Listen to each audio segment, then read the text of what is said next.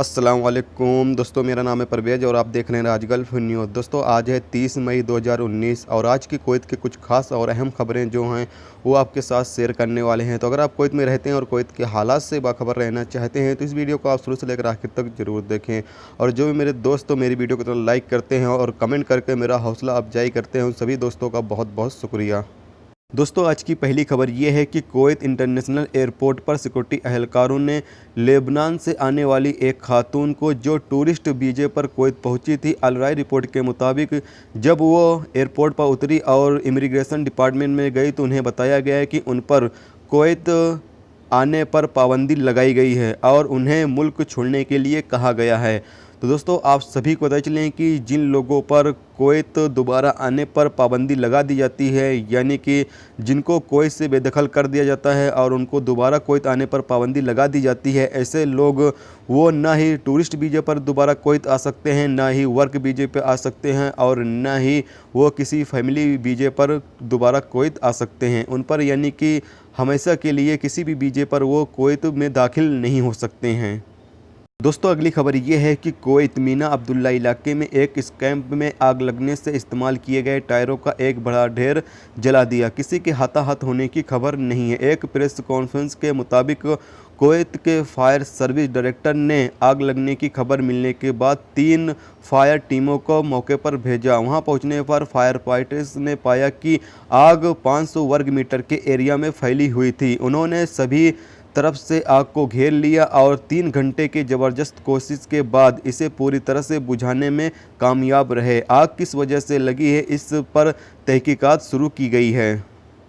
दोस्तों अगली खबर ये है कि एक कुवैती जिसे 40 साल के आसपास माना जाता है, वो अपनी बुजुर्ग मां के साथ मारपीट करने के इल्ज़ाम में पुलिस स्टेशन की सलाखों के पीछे डाल दिया गया है, सिर्फ इसलिए कि उसने अपने मुस्तकबिल के लिए उम्मीद जताई और उसे सही करने की कोशिश किया। अल अंबर रिपोर्ट के मुताबिक गिरफ्तारी के बाद बाप को जरते दाखिला के ऑपरेशन रूम बुलाया गया, उन्हें गिरफ्तार कर लिया गया। हालांकि मां ने मेडिकल रिपोर्ट देने से इनकार कर दिया है। दोस्तों अगली खबर ये है कि कुवैत पुलिस ने सीसीटीवी कैमरे के फुटेज की मदद से उस चोर की पहचान की है जो स्वैग के एक रेस्टोरेंट से कुर्सियां चुराता है। अल राय रिपोर्ट के मुताबिक एक नामालूम शख्स जो रेस्टोरेंट के दरवाजे की मरम्मत कर रहा था, उसने मुलजिम को देखा कि उसने अपनी गाड़ी को रोका और गिलास के जरिए से रेस्टोरेंट के अंदर देख रहा था। जब उसने किसी को नहीं देखा तो उसने कुछ कुर्सियां चुरा ली जो रेस्टोरेंट के सामने थी। वर्कर ने अपने फ़ोन के साथ शख्स की कार की नंबर प्लेट की तस्वीर लेने में कामयाब रहा और रेस्टोरेंट के मालिक को खबर किया। वर्कर के मुताबिक मुलजिम लूटने के इरादे से कई बार वहां आया था। रेस्टोरेंट में लगे सीसीटीवी कैमरे से पता चला है कि उस शख्स ने पेशेवर चोरी की तरह यकीन के साथ चोरी को अंजाम दिया, लेकिन पुलिस ने उसे गिरफ्तार कर लिया।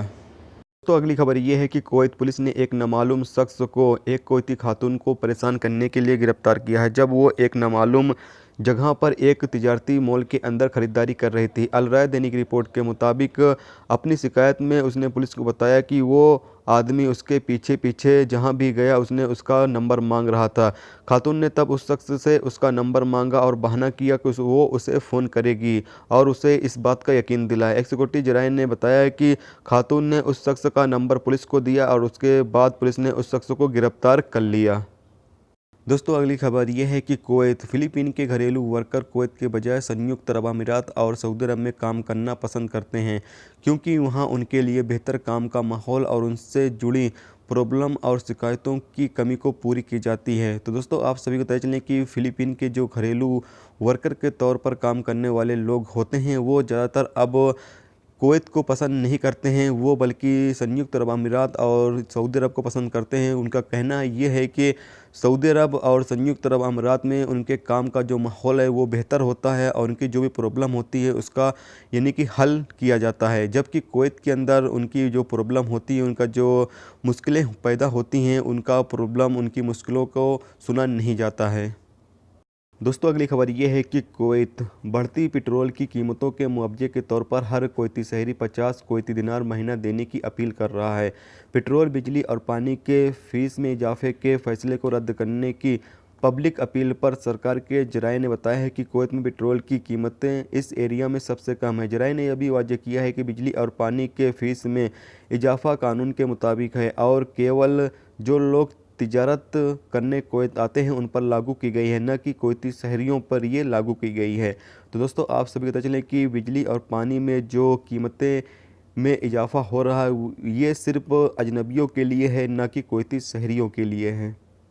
दोस्तों अगली खबर ये है कि कुवैत तालीम वजारत के इंतजामी शोबों में काम करने वाले जो वर्कर हैं उनको वार्निंग दी गई है कि रमज़ान के दौरान और आम दिनों में जो फिंगरप्रिंट सिस्टम है उसका इस्तेमाल करें। अगर वो काम के दौरान यानी कि फिंगरप्रिंट का सिस्टम का इस्तेमाल नहीं करते हैं तो जिस दिन वो काम पर आते हैं और वो फिंगरप्रिंट नहीं देते हैं या फिर काम से जाते वक्त फिंगरप्रिंट नहीं देते हैं तो ऐसे में उस दिन का जो पैसा है उनका वो नहीं दिया जाएगा, बल्कि उस दिन का पैसा भी काट लिया जाएगा। तो ऐसे में जो भी वर्कर इस फील्ड में काम करते हैं उनको वार्निंग दी गई है कि वो जब भी काम पर जाएं वो अपना फिंगरप्रिंट दें और काम जब छोड़कर यानी कि काम से जब वापस जाएं उस टाइम भी अपना फिंगरप्रिंट दें। तो दोस्तों अगर आप इस फील्ड में काम करते हैं तो इस चीज़ का ख्याल ज़रूर रखें। फिंगरप्रिंट जब भी काम पर आप पहुँचें उस टाइम भी फिंगरप्रिंट दें और जब आप काम छोड़कर वापस जाएँ उस टाइम भी अपना फिंगरप्रिंट ज़रूर दें। दोस्तों अगली खबर ये है कि Kuwait civil service communication CSC ने बुधवार को ऐलान किया है कि ईद उल फित्र की छुट्टियां मंगलवार 4 जून को होंगी, जो जुमेरात 6 जून को ख़त्म होंगी। ऑफिशियल कामकाजी घंटे रविवार 9 जून को फिर से शुरू होंगे, चाहे ईद मंगल को हो या ना हो।